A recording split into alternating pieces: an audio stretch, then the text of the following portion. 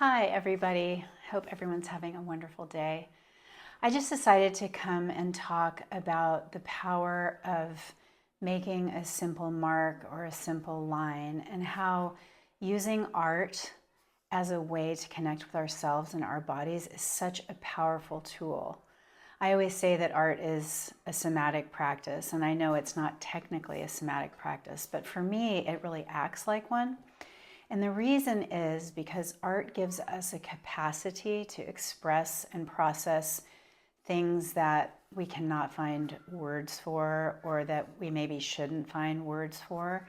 And it really gives us a way to tap into what is inside of us that needs to be expressed in a safe and non-threatening way, because we don't have to name it. We don't have to try to tell somebody about it. It's just between us and the marks we're making.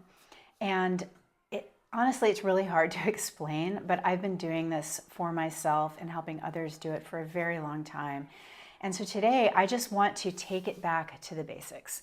Just really hone in on why this practice is so powerful. And it's really down to just making simple marks.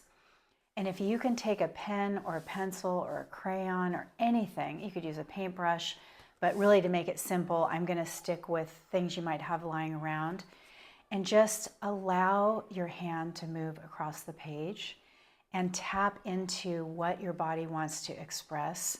You'll be amazed at what comes out. And when I say that, I don't mean like what comes out literally so that you can analyze it, but how it comes out and how something inside of our body and our being can shift as it does come out. And again, none of this has to make literal sense. It is just a feeling. And for me, it's a very powerful feeling. So I hope that you can try this along with me and also find your own way to do it. That's always my biggest goal, is that you find your own way to do any of the practices that I teach. It's not about doing it just like I do it. It's about finding your special way of using art to self-regulate, to heal, to de-stress, to even have fun. It doesn't all have to be so dark and heavy. So I'm gonna go ahead and switch my camera angle so you can see what I'm doing with my hands, but I'll talk you through it. And I hope that this is really helpful for you. All right, so here we are. I just have a simple sheet of paper and a pencil, just a regular drawing pencil. You can use any kind of pencil. You could also use some kind of crayon. You could use charcoal stick. You could use a Sharpie. You could use a big pen. I mean, really, the possibilities are endless, but I'm going to start with a pencil. So the first thing I'm going to do is just take a deep breath and kind of ground myself where I am and tap into my own body and my own experience. And then I'm just going to set the pencil on the page, and I'm going to just let my hand move. I am not literally trying to do anything. I'm not trying to make any kind of shape that's coming out of my head. I'm just going to let the hand move. And a loose grip on whatever you're using is very helpful because it takes away the urge to control the marks, which is very human, and I have to work with that a lot in myself because I tend to be a recovering perfectionist.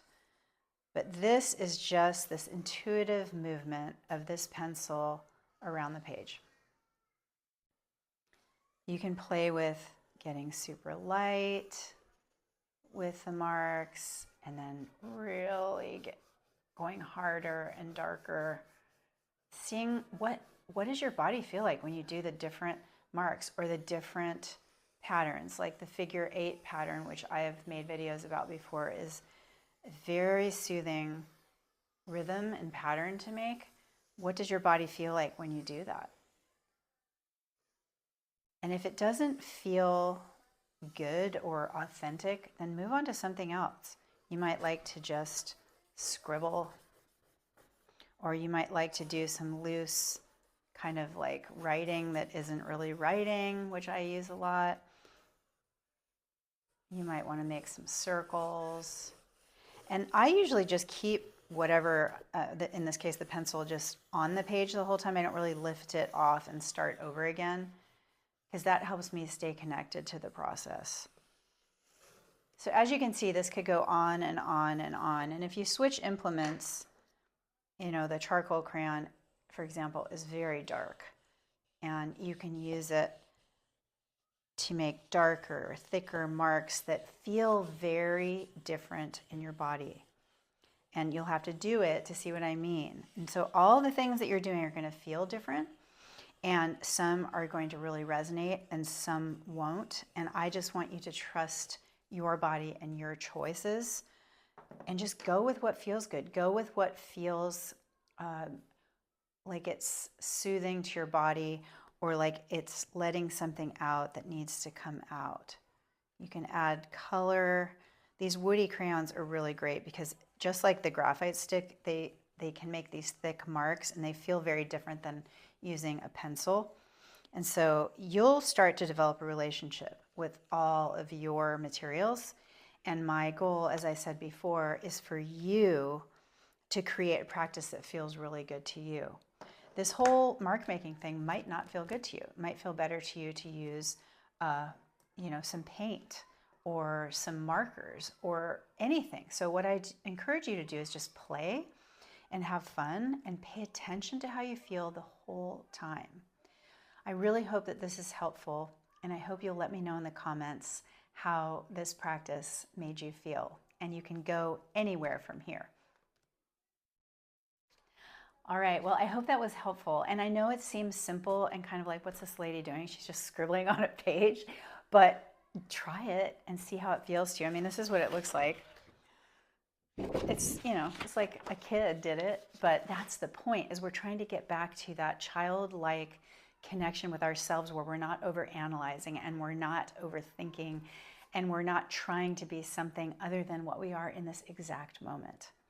So I really hope that you enjoy it. I hope that you'll try it and let me know how it goes. I'm always available on DMs or comments here on the YouTube channel. And I wish you the most beautiful day, and happy healing, happy creating.